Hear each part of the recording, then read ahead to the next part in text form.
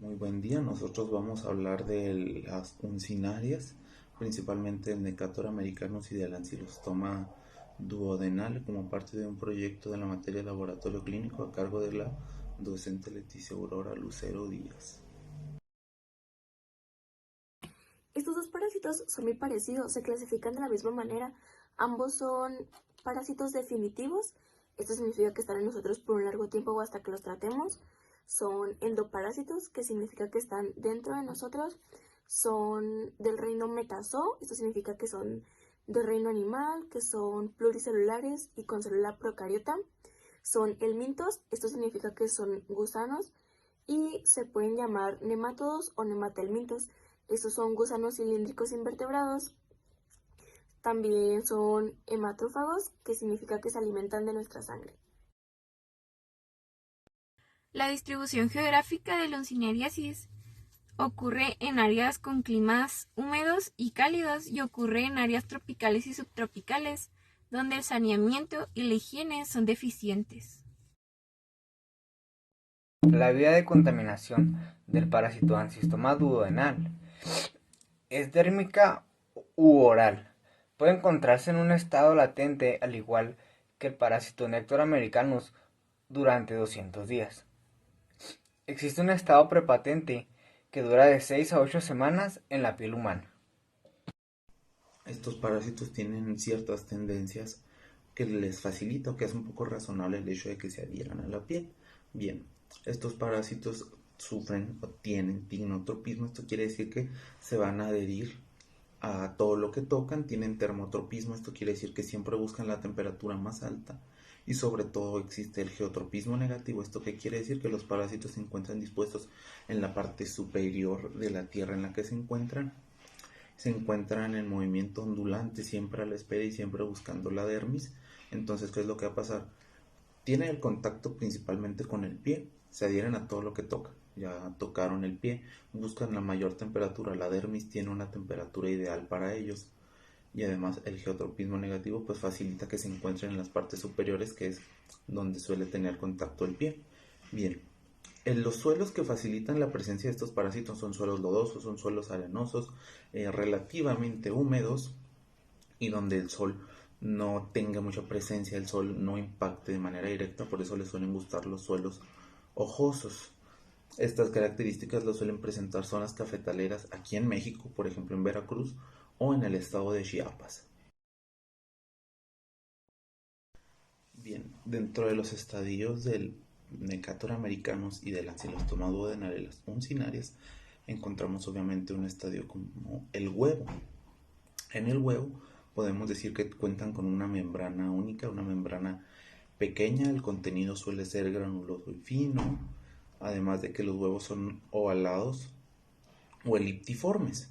Posteriormente al estadio de huevo podemos encontrar a las larvas. Las larvas rhabditiformes son larvas en las que principalmente se empieza a presentar la movilidad, empiezan a estar segmentadas en tres partes. Su esófago sobre todo está segmentado en tres partes, en el istmo, el bulbo y el cuerpo. Además de todo esto, las larvas rhabditiformes se alimentan y cuentan con una cavidad bucal grande. Algo general para los parásitos es que el ancylostoma duodenale va a ser más grande y más grueso a comparación del Necator americanus. Después de ciertas mudas vamos a presentar el estadio de larva filariforme. Como larvas filariformes, en ambos casos ya van a ser infectantes y van a ser más móviles, además de que son más móviles.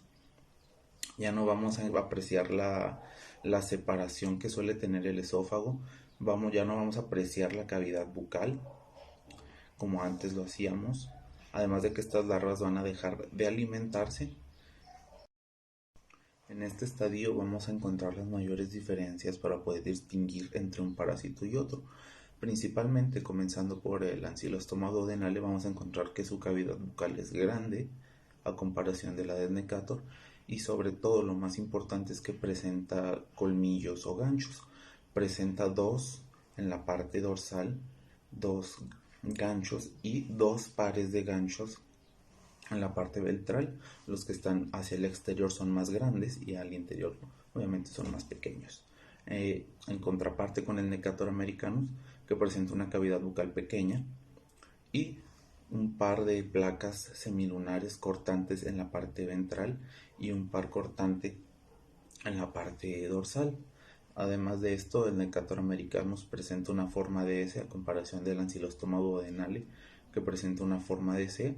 Algo que comparten ambos parásitos es la bolsa copulatriz, que es una extensión de la cutícula con rayos digitiformes, que básicamente son como dedos, son prolongaciones en forma de dedo.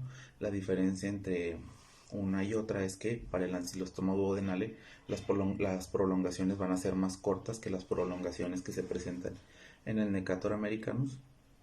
Y bueno, las hembras en las dos especies van a ser más grandes que los machos y van a presentar el extremo posterior afilado en los dos casos. El ciclo biológico de estos parásitos comienza en el intestino delgado de su hospedador. Aquí el macho y la hembra copulan, produciendo los huevecillos. La especie Ancylostoma duodenale puede producir hasta 25.000 huevecillos por día y la especie de Necator americanus puede producir hasta 5.000 huevecillos por día.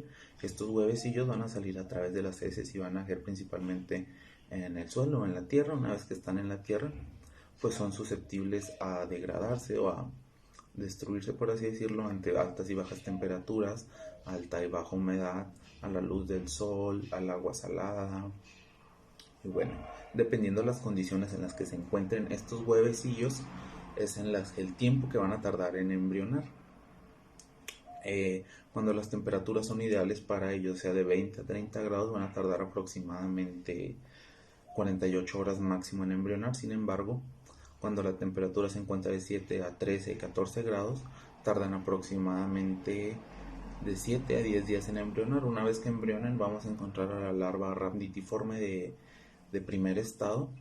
Esta larva va a mudar en 48 horas y se convierte en larva rhabditiforme de segundo estado, y ya posteriormente va a sufrir una segunda muda, convirtiéndose en larva filariforme. Una vez que se convirtió en larva filariforme es cuando comienza a ser infectante para el ser humano. Una vez que estas larvas se encuentran dispuestas, las filariformes, en la tierra y entran en contacto con la dermis humana, lo que van a hacer es una adherencia generalmente a la dermis o a la piel del pie. ¿Cómo se van a adherir? Por medio de unas lancetas, y una vez que están adheridas van a comenzar a secretar sustancias, enzimas proteolíticas como la metaloproteinasa y la serinproteinasa para ablandar el epitelio, para ablandar la dermis y así poder penetrar y entrar a nuestro cuerpo. Cuando entran al cuerpo generan una herida, una cicatriz que se conoce como sabañón, que se va a presentar principalmente en las áreas o en los espacios interdigitales, que es por donde le gusta entrar este parásito. Estos espacios básicamente son los que encontramos entre los espacios de los dedos, en este caso sería de los pies. Una vez que este parásito entra por medio de las vénulas, va a tener acceso al sistema circulatorio y haciendo todo el recorrido va a llegar finalmente al ventrículo derecho del corazón. Posteriormente va a pasar al pulmón, va a penetrar la membrana de los alveolos en los capilares y ahí va a tener su recorrido a través de los bronquiolos, de los bronquios, por la tráquea, por la faringe, hasta llegar a ser deglutido. Cabe destacar que aquí algunos pueden ser expulsados por medio de una tos, pero bueno, lo más importante es que estos parásitos van a ser deglutidos, van a pasar por el esófago, por el estómago, y una vez que pasan por el estómago van a llegar al intestino delgado. Estos parásitos van a llegar al intestino delgado en su estadio adulto y se van a establecer en lo que es la parte del duodeno al yeyuno, y es el área en donde principalmente parasitan estos parásitos. Estos parásitos, ya sea por medio de sus placas cortantes o de sus ganchos, van a adherirse a la mucosa intestinal.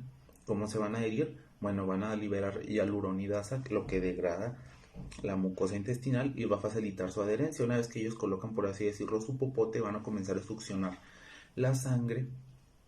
¿Por qué? Porque su esófago, su boca, funciona como una bomba. Va a estar succionando, succionando, succionando. ¿Qué va a pasar? Nosotros podríamos pensar claramente que nuestro cuerpo cuenta con factores anticoagulantes, lo cual va a quitarle el popote, va a cerrar la herida. Sin embargo, este parásito libera sustancias anticoagulantes además de que su saliva también tiene sustancias anticoagulantes, esto para facilitar la succión o para facilitar el proceso de alimentación o nutrición de este parásito. Una vez que este parásito ha llegado, también va a comenzar a liberar lo que son factores inhibidores del sistema inmunológico, que ya se pueden modular el sistema inmunológico de una manera en la que se reduce la cantidad de células presentadoras de antígeno, lo cual va a hacer que la reacción inmune llegue a ser tardía o no suceda. Por eso se suele decir que los factores intestinales suelen ser asintomáticos. Una vez que estos parásitos han comenzado con la parasitación al intestino delgado, volvemos a repetir el ciclo llegando a la copulación entre el macho y la hembra. Puede haber lesiones en la piel, en los pulmones, en el intestino y puede causar anemia, que viene siendo de los peores casos. También, en la piel, la penetración de las larvas filariformes puede causar eritema, edema, pápulas o la presencia de vesículas. Cuando las larvas llegan a los pulmones, pueden causar pequeñas hemorragias por las rupturas de los capilares. Cuando la infección es muy intensa, puede causar también focos neumáticos. Cuando las larvas adultas se fijan en la mucosa intestinal, estas pueden causar una lesión mecánica donde pueda provocar una reacción inflamatoria sangrante. De todo este sangrado que está ocurriendo en el intestino se da la anemia, que sería como una de las manifestaciones más importantes de la ursinariasis. La anemia se puede presentar como una palidez generalizada, debilidad, y cuando esta persona tiene un siniadiasis y tienen anemia ya establecida, cuando hacen esa decisión, estos pueden presentar una cefalea pulsativa. El tratamiento de las ursinarias se basa en fármacos como los metronidazole, que dentro de estos gusanos mebendazole y albendazole. También se puede tomar el formato de tirante, que es muy utilizado para el tratamiento de parásitos, y sulfato ferroso, que ayuda con el síndrome de la anemia que causa el parásito. Bien, dentro de la profilaxis de ambos parásitos es muy importante el uso de calzado en zonas endémicas, el tratado o el manejo adecuado de las heces, el uso de letrinas, el saneamiento de las zonas en las que se trabaja, tener una cultura higiénica y sobre todo pues el saneamiento de las heces.